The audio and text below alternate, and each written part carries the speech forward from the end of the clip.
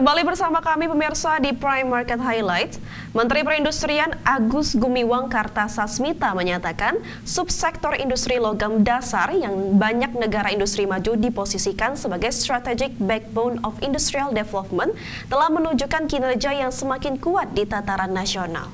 Adapun pada kuartal 1 2025, sektor industri logam dasar memberikan kontribusi sebesar 1,1% terhadap PDB nasional, sekaligus mencatat pertumbuhan tertinggi mencapai 14,47%. Berdasarkan data World Steel Association pada 2024, Indonesia menempati posisi ke-14 dalam produksi crude steel dunia dengan produksi sebesar 17 juta ton.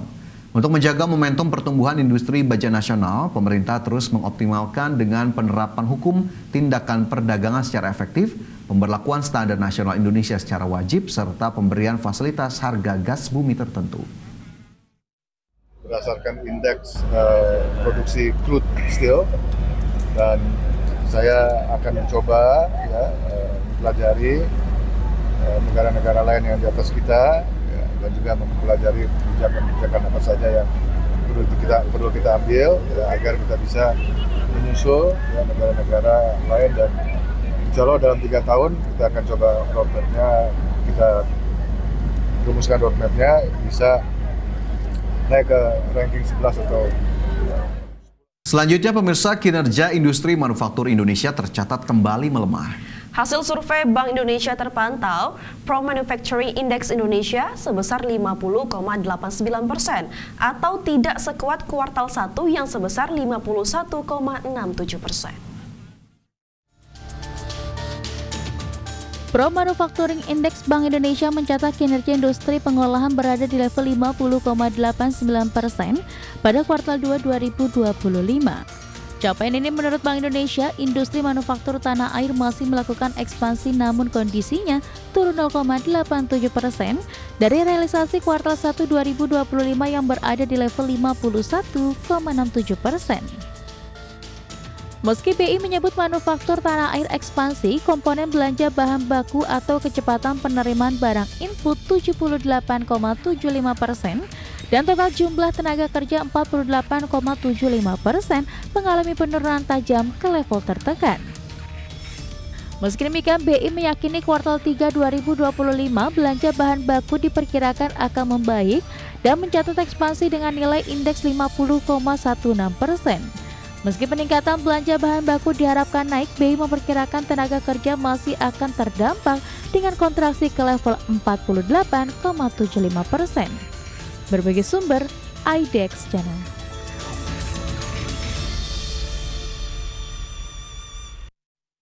Kita beralih ke informasi selanjutnya pemirsa.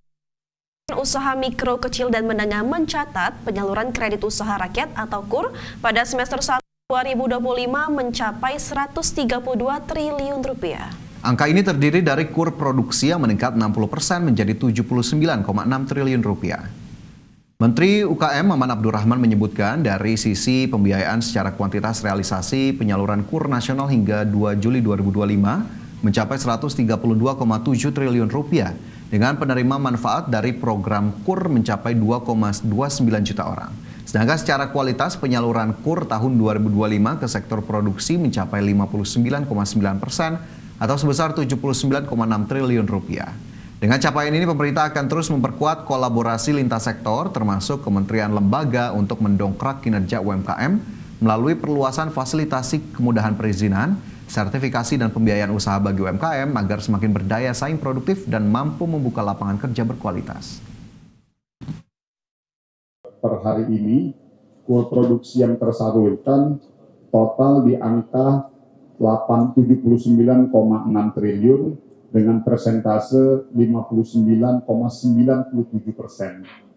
Artinya kurang 0,003 lagi secara persentase, dan ini bagi kami yang selama ini di angka 56-57% dan kita sudah Ya pemirsa dan juga Fajar ya, terkait KUR ini berarti memang KUR ini semakin meluas ya untuk UMKM di Indonesia, dan tapi tentunya tantangannya adalah agar kedepannya tuh pengawasan dan juga pendampingan terhadap UMKM itu sendiri makin diperketat ya, tidak hanya memberikan pinjaman, karena ada beberapa kejadian oknum yang memanfaatkan KUR ini lalu membuat bisnis fiktif begitu ya, agar bisa mendapatkan pinjaman KUR ini begitu. Ya, jika memang benar-benar itu adalah pelaku UMKM begitu ya, pendampingan tidak hanya berupa penyaluran kredit, tapi juga kalau bisa sebisa mungkin untuk kemudian mengembangkan usahanya begitu ya dari kredit yang telah didapatkan, agar kemudian juga pihak penyalur KUR ini cukup berhasil lah dalam kemudian mengawal UMKM dari posisi sebelumnya ke posisi yang lebih tinggi. Jadi UMKM juga bisa naik kelas begitu ya dari perolehan KUR yang didapat.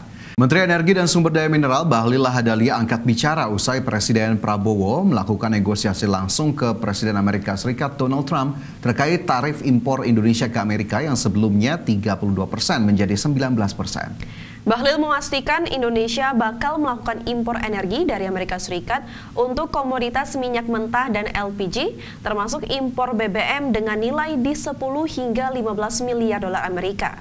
Proposal ini jadi salah satu bentuk negosiasi Indonesia agar Washington DC berkenan memangkas tarif impor bagi barang-barang dari Indonesia yang sebelumnya dikenakan 32%.